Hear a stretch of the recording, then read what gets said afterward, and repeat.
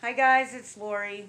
So I just want to share just a quick manifesting tip for money. Um, Part of when we try to manifest anything, whether it be money, a good relationship, better work opportunities, a new home, a new car, whatever it is that we choose to manifest. And remember, spiritual growth and that kind of thing, we don't manifest that. We work on that. We help to create that by doing exercises and stuff like that. When it comes to manifesting, we're manifesting like things of this world. So just to clarify a little bit. So this is really just for money, I guess. Well, I guess you can do it with anything, but as far as specifically for anything, not only do you write it down, put it out there, all of that, and write out your day in the life or whatever, some kind of screenplay or whatever. That's all good stuff, but you also have to be in the emotion of like be it, like whatever it is. If you want to, you know, have more money, it's an easy one. That's why I keep going to money. Or be in that relationship or be in that perfect job. You have to really know that it's coming. Faith is a knowing. It's not just I believe it. Yeah. Just like people that talk about their faith as far as like spiritually. I knew what they're, about the afterlife, about God and all that for many years before I could really say I had faith. Now I know. It's not just a belief. I know it. I know it's true. I have no doubt in the world. Like when we go to sit on a chair, as long as, we know the chair, right? And we know that it's sturdy and whatever, we don't say, geez, I believe this chair will hold my weight, but I'm not sure. We might do that if we're somewhere where we're unsure about, the quality of the furniture or whatever, but on a daily basis, when we go to turn on the light, we don't think, geez, I believe this light will turn on. We just turn it on. When we go to sit down, we just sit down, It's because we know it. When we drop something, because we've learned about gravity, we just know it's going to fall. We don't think, well, geez, I hope it falls. I believe it's going to fall. Let me get in the mindset of it going to fall. We don't give it that much thought. But yet, for stuff that we truly, truly, truly want, it's like, oh yeah, I believe it. And I can, in so many people, and myself included, believe me, I'm preaching to the choir here. Whatever I say, I'm talking to myself too. Don't ever think that I'm like, judging you or anything. But I have heard so many people in a situation, especially the more important it is, the more we do this. We go, yeah, I do. I have faith. Yep. And then we proceed to worry about it and to create all these different scenarios in our head, or we do the good old backup plan just in case, or I don't want to get my hopes up because I'll be disappointed. We don't just know it. Okay, I know I'm going to be in this relationship with the perfect person. I leave it up to you because my picker's broken, but I know that I'm going to be in this perfect relationship. Or I know that the money that I need for this is coming. I don't know how it's going to get here. When I start doing that, okay, how's it going to get here? Well, maybe I need to make this many appointments and I need to do this and that's when I'm not living in faith. I'm trying to figure out God's job.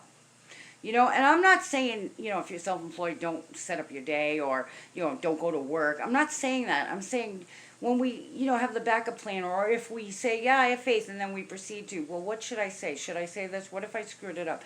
That's not knowing it. That's not true faith. Know it. Know it. Know it. Know it.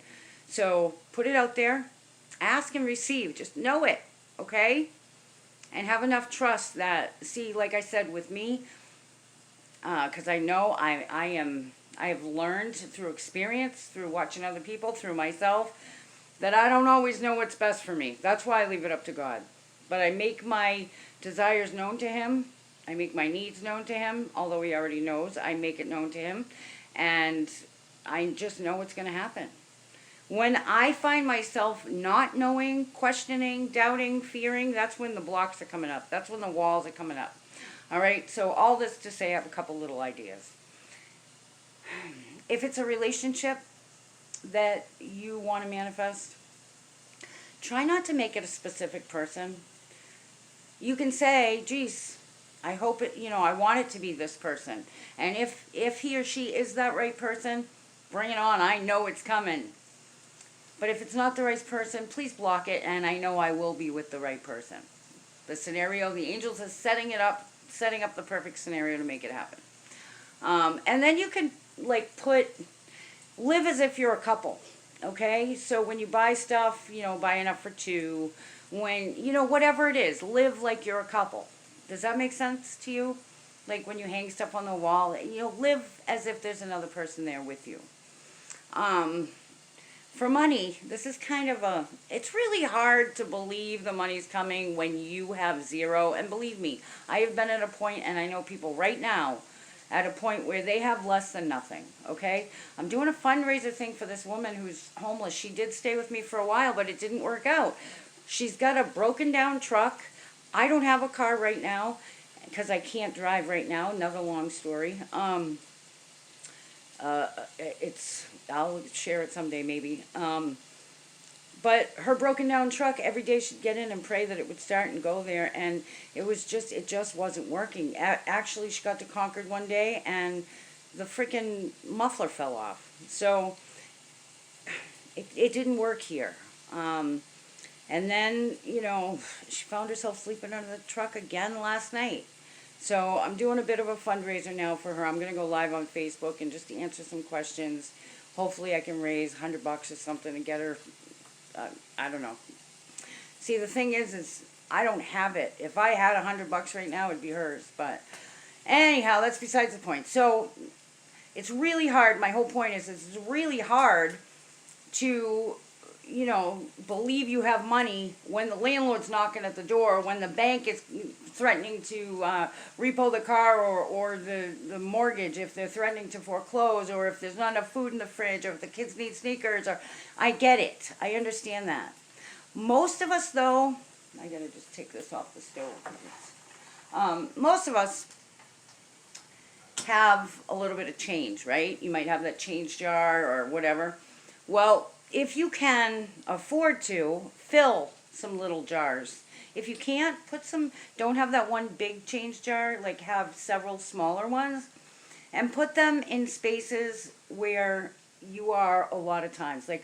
A lot of times I'm in my work area, making videos, working with clients, doing my papers and stuff like that.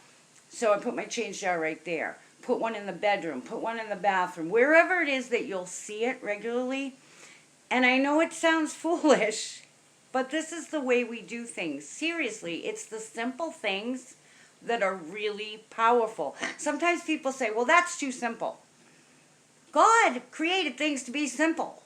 Sometimes it's not so easy. I said simple, not easy. Because anybody that's worked in this area knows it. Sometimes simple doesn't mean easy, but it is simple. And once we finally let go, truly let go, and know, boom, it happens. Did you ever notice that you could be really worried and stressed out about something, and then the day that you say, forget it, I don't even know what to do anymore, just forget it, I'm done, I give up, boom, it happens. Why? Because you let it go. So let it go, that's a good one. But yeah, as far as getting into the money, the prosperity mindset, try putting change jars where you're going to see them often. Because money's money, right? And you see that change jar? Have you ever had a change jar? And the more full it gets, the more full you want it to get. I've even found myself being at the store using an extra $1 just so I'll get the change. Anyway, I hope that helps you a little bit, and I'll see you guys in the next video.